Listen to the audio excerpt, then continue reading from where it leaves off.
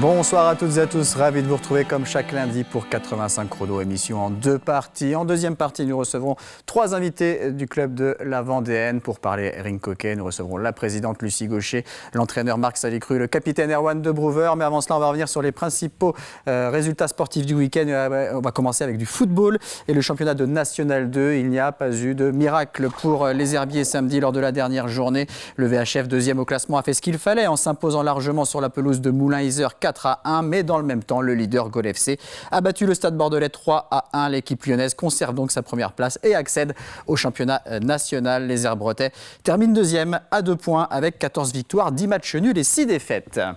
À l'étage en dessous, en National 3, on jouait ce week-end la 26e et dernière journée et il y avait un derby lyonnais à double enjeu samedi au stade Henri Desgranges avec près de 3000 spectateurs. La Roche VF est leader mais pas encore assuré de la montée, recevait la Roche ESO qui avait encore un espoir de se maintenir.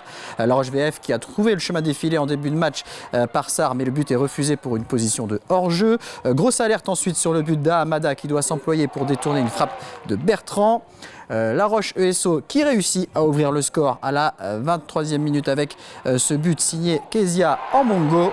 1-0 pour les Ornésiens, mais la Roche VF réagit rapidement à la 29e minute. La passe en retrait de Butreau trouve Sarr qui reprend instantanément et ne laisse aucune chance au gardien. Un but partout, c'est le score à la mi-temps. La Roche VF croit prendre l'avantage en deuxième mi-temps sur ce corner et avec cette tête de Allemand, mais le but est refusé pour une faute. Ce n'est que partie remise à la 59e minute. Le centre de Dabin est repris par Bergeon et ça fait 2-1 pour la Roche VF qui prend les commandes de ce match. À la 75e minute, Adama Sarr, lancé en profondeur, trompe le gardien et signe le doublé. Ça fait 3-1 pour la Roche VF. Adama Sarr qui s'offre même un triplé à la 81e minute de la tête sur un centre de Charlie Charrier. La Roche VF s'impose 4-1, décroche le titre de champion et par la même occasion la montée en National 2 pour le SO. Cette défaite est synonyme de relégation en Régional 1. On écoute les entraîneurs au micro de Sandrine Pelletier. La montée, voilà le Graal. On a couru après toute la saison, il fallait aller chercher sur le dernier match. On était plus ou moins prévenus, voilà.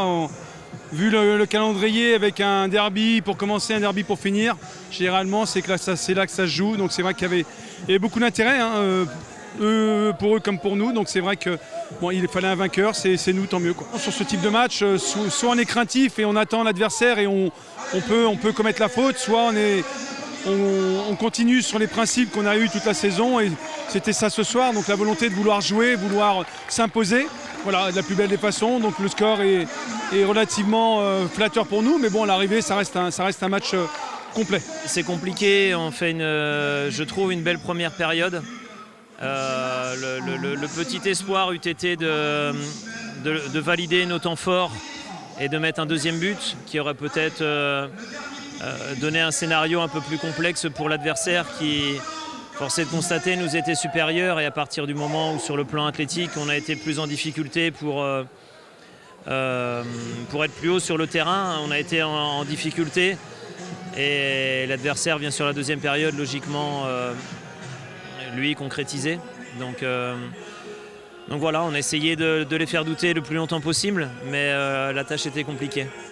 Et voici donc le classement final de ce groupe des Pays de la Loire de National 3 avec la Roche VF qui termine en tête avec 4 points d'avance sur Vertou. Chaland qui a battu Fontenay 1-0 termine 3e, 7e place pour les Fontenaisiens.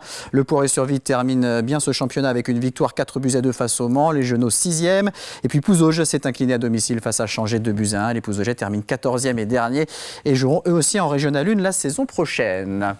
Football, toujours avec Foot Océane, la 17e édition de ce grand rendez-vous qui a lieu habituellement tous les 2 ans, mais dont les 2 dernières éditions avaient dû être annulées en 2021 en raison de la crise sanitaire et en 2022 au tout dernier moment à cause de la canicule. Cette fois, l'événement a pu avoir lieu et il était encore plus gigantesque avec 6200 jeunes footballeuses et footballeurs réunis le temps d'une marée basse sur la grande plage de Saint-Jean-de-Mont.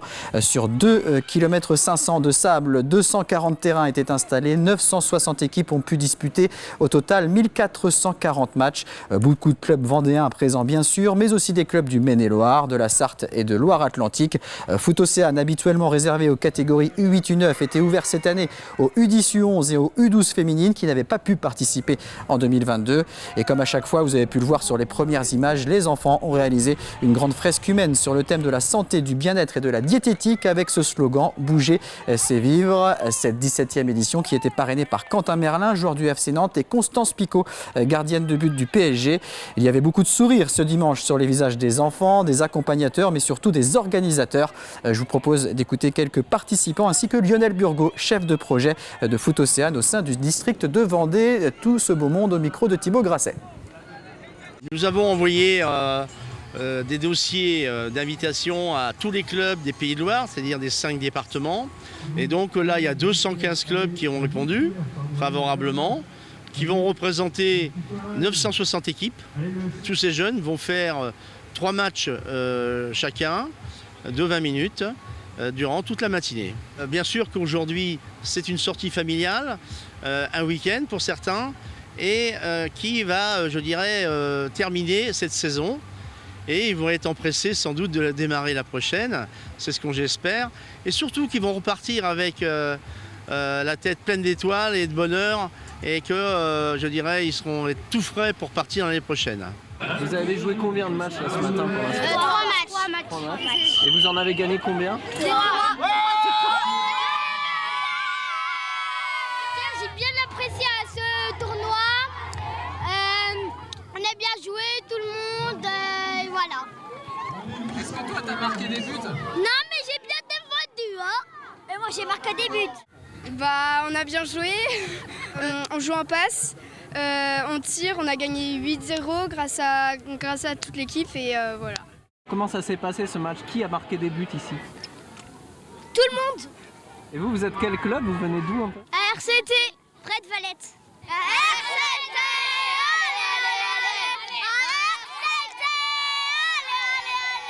Voilà, rendez-vous en 2025 pour la prochaine édition de Foot Océane. On parle de rink hockey maintenant avec le championnat de National 1 Élite, la 21e et avant-dernière journée. Une belle affiche à la salle de l'Angelière à la Roche-sur-Yon samedi entre la Vendéenne, 5e au classement, et le leader Saint-Omer déjà assuré du titre de champion. Les Lyonnais en rouge et noir qui ouvrent le score à la 10e minute par Antoine Thébault. Égalisation de Saint-Omer à la 14e minute avec un but signé Jacobo Mantinan. Le capitaine de la Vendéenne, Erwan De Brouwer, redonne l'avantage à son équipe à la 15e minute. Ça fait 2-1 pour la Vendéenne et c'est le score à la pause. 40 secondes après la reprise, la Vendéenne fait le break avec un but de Marcos Pinto. 3-1 pour La Roche. 34e minute, Saint-Omer réduit l'écart grâce à Cuenca. Ça fait 3-2. Mais une minute plus tard, la Vendéenne reprend 2 buts d'avance grâce à Duarte Delgado. 4-2. Puis 5-2 à la 38e minute avec un nouveau but de Duarte Delgado qui, comme Erwan De Brouwer, jouait son dernier match à l'Angelière avec la Vendéenne samedi. Mené de 3 buts, Saint-Omer y croit encore avec un but de Léo Savreux à la 38e minute. Ça fait 5-3. Puis un nouveau but de Mantinan à la 40e minute. 5-4. On en restera là. Une belle victoire pour la Vendéenne qui a pris sa revanche après la demi-finale de Coupe de France perdue au tir au but face à Saint-Omer. On écoute la réaction de l'entraîneur lyonnais Marc Salicru au micro de Thibaut Grasset.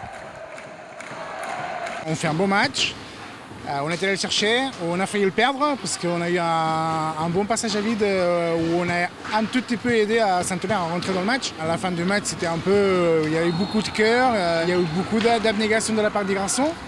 Donc voilà, oui, c'est toujours bien de gagner Saint-Omer. Après, il faut essayer de gagner en régularité dans l'avenir. Bon, à la fin de saison, on va faire d'abord une remise en question, de voir ce qui a marché, ce qui n'a pas marché cette année, essayer d'améliorer les choses. Et puis voilà, repartir sur un nouveau cycle. On a des joueurs expérimentés qui partent, donc il faudra que les nouveaux ils prennent de l'expérience et que nous, on les accompagne le mieux possible. Et il reste une journée à disputer. La Vendéenne jouera à Saint-Sébastien samedi. Et quoi qu'il arrive, les Lyonnais termineront ce championnat à la 5e place. Saint-Omer, d'ores et déjà champion. Et donc ce match, comme je le disais, a été le dernier à domicile de la saison pour la Vendéenne. Et ça a été l'occasion donc de saluer plusieurs joueurs qui quitteront le club à la fin de la saison et qui jouaient donc leur dernier match sur les couleurs rouge et noir à l'Angelmière. C'était le cas notamment de Facundo Alminana, de Luis Bento Mateus, de Walter Sisti, mais aussi du Portugais Duarte Delgado qui prend la direction du Poiré Roller en National 2 en tant qu'entraîneur-joueur, et d'Erwan de Brouwer qui lui met un terme à sa carrière. Il y avait beaucoup d'émotions samedi soir à l'Angelmière au moment de saluer et de récompenser tous ces joueurs. On va écouter justement Duarte Delgado et Erwan de Brouwer. C'est beaucoup de bonheur, beaucoup de plaisir. Voilà, on termine à domicile avec une victoire. Donc ouais, évidemment que c'est de l'émotion. C'est 25 ans de ma vie qui se tournent. Enfin, en tous les cas, une page qui se tourne. Mais après, je bascule aussi. Ça va être une nouvelle aussi qui va s'ouvrir. Et je suis aussi satisfait, voilà, content, heureux, fier d'avoir fait ce que j'ai fait, avec les copains. J'ai été génialement bien accueilli ici. Je me suis senti tout de suite chez moi. Je me suis retrouvé dans toutes ces valeurs de club. Donc oui, l'équipe c'était la même chose. On se connaît maintenant avec les gars depuis longtemps. On s'apprécie beaucoup. Ça va évidemment me manquer de moins les voir à l'entraînement, mais voilà, c'est comme ça. C'est la fin. C'est comme ça, c'est la fin. C'est une mixte sensation. Content pour la victoire, pour finir ici chez nous avec cette public magnifique. Il y avait une victoire contre les champions de France. C'est toujours très positif. Et de l'autre côté, comme vous avez bien dit, un sentiment de tristesse, de laisser un club où j'ai fait partie du club 5 ans. Comme je disais tout à l'heure, ce n'est pas seulement les joueurs de joueurs, c'est les joueurs aussi éducateurs sportifs au club. Beaucoup de heures passées ici avec tous les enfants, des enfants que jouent aujourd'hui avec moi. Je pense à Hugo, Dorian, Paul. Je l'ai pris, j'avais 14, 13 ans et aujourd'hui ils jouent avec nous. Forcément, c'est difficile de revoir. Et on continuera à parler rink hockey de la Vendéenne dans la deuxième partie de l'émission avec nos invités. Du handball maintenant, puisque après le basket, c'est le handball qui était à l'honneur ce week-end au Vendée-Espace avec les finales des Coupes et Challenges de Vendée. Pour clôturer ce week-end, les finales de Coupe de Vendée senior se sont disputées dimanche après-midi. La finale femme opposait l'équipe U20 de Pouzauges en blanc à celle de La Roche-sur-Yon en rouge. Une rencontre très disputée, même si à la mi-temps, les Lyonnaises mènent de 4 buts, 15-11. Les Pouzaugaises reviennent en deuxième mi-temps, mais La Roche tient bon et s'impose finalement sur le score de 24-23. Il s'agissait de l'équipe 4 de La Roche. On va écouter la réaction de la coach Ophélie Charbonneau. Elle est au micro de Sandrine Pelletier. Plein d'émotions. On s'attendait à beaucoup courir et à beaucoup souffrir parce que les U20 de Pouzauges sont invaincus en championnat, ils ont fait une saison extraordinaire et les 3 quarts sont des jeunes qui sortent de moins de 17 nats. Donc nous les filles elles ont joué en national mais il y a 20 ans, hein, ça pouvait presque être leur maman ce soir. Donc bravo filles de Pouzauges parce qu'elles nous ont vraiment mis en difficulté et bravo à nos joueuses qui n'ont rien lâché. Sachant qu'on ne partait pas gagnante, on partait avec beaucoup d'envie, c'est une finale, donc une finale ça se joue pas, ça se gagne.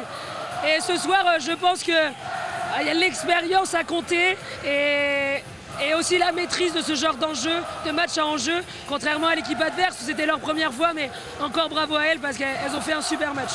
Et juste après cette finale de Coupe de Vendée féminine, place à la finale de la Coupe de Vendée masculine qui s'est jouée dans une chaude ambiance. On retrouvait sur le terrain l'équipe 2 de Pouzauges, tenante du titre, et l'équipe de Chavagne-en-Paillé, deux formations qui pouvaient compter chacune sur un fort soutien de leurs supporters. Le PVHB, avec notamment Simon Brault, ancien joueur de National 1, évoluait en noir et blanc, Chavagne en bleu et blanc. Les deux équipes sont à égalité à la mi-temps, 13 partout. Les Pouzaugais, coachés par Thomas Brémaud, qui dirigeait son dernier match en tant qu'entraîneur à Pouzauges, les Pouzaugais qui prennent les devants en seconde période et ils s'imposent finalement avec 5 buts d'écart. Score final 26-21. La Coupe de Vendée masculine reste donc à Pouzauges. On écoute justement la réaction de Thomas Brémaud.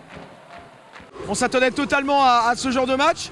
On savait que nous, on allait ramener un peu de monde parce qu'on est un public connu pour ça. Mais on savait surtout que Chavagne est encore plus reconnu en ce moment que nous avec son public extraordinaire. Donc moi, j'avais qu'une hâte il y a quelques mois, c'était d'affronter Chavagne en finale pour avoir une ambiance comme celle-ci.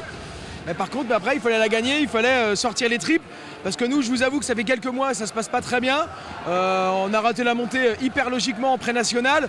J'avais vraiment envie de finir sur une victoire ici au Vendée Space avec une grosse ambiance. Et surtout pour les joueurs, pour le club qui mérite et surtout pour ces jeunes joueurs qui le méritent, qui ont envie d'aller un peu plus haut et qui, en ce moment, ont un peu de mal. Donc sortir enfin ce gros match qu'on ne sort plus depuis 6 mois, effectivement, ça fait plaisir.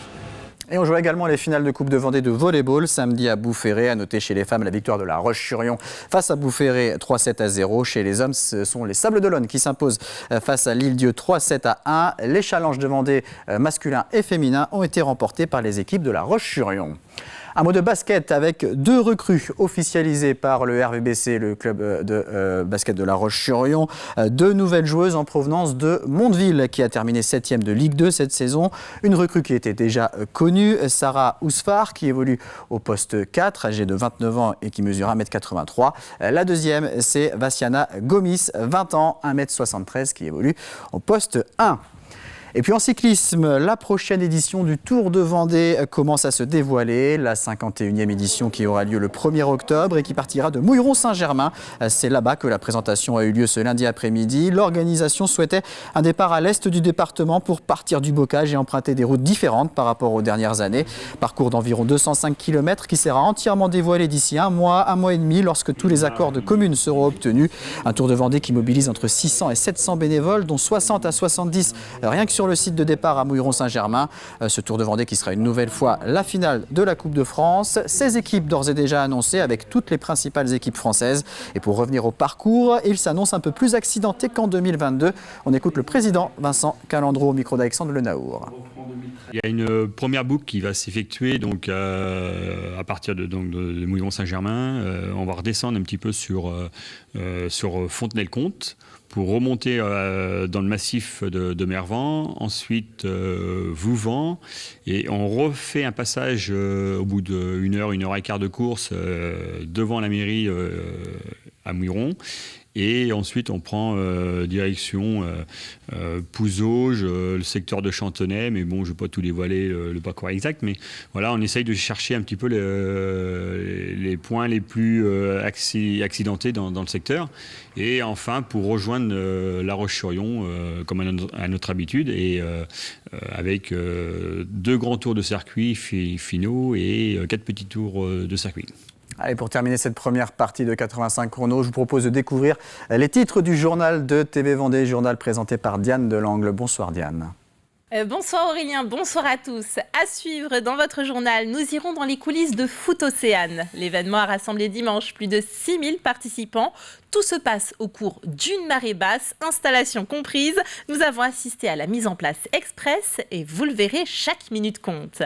Un équipement sportif qui fait débat, celui-là. Une cage de boxe installée dans le gymnase de l'école Jean Moulin de La Roche-sur-Yon. Vissée au sol, elle limite l'accès au reste de la salle pour les autres usagers. Enfin, on parle de l'Égypte à Noirmoutier. Une exposition présente les travaux de François Larcher, ancien chercheur au CNRS. Il a notamment dirigé le centre franco-égyptien d'études des temples de Karnak. Voilà ce qui nous attend. Une belle émission à vous. Merci Diane. Restez avec nous dans quelques instants. La deuxième partie de 85 chrono avec nos invités de la Vendéenne Ring Hockey. À tout de suite.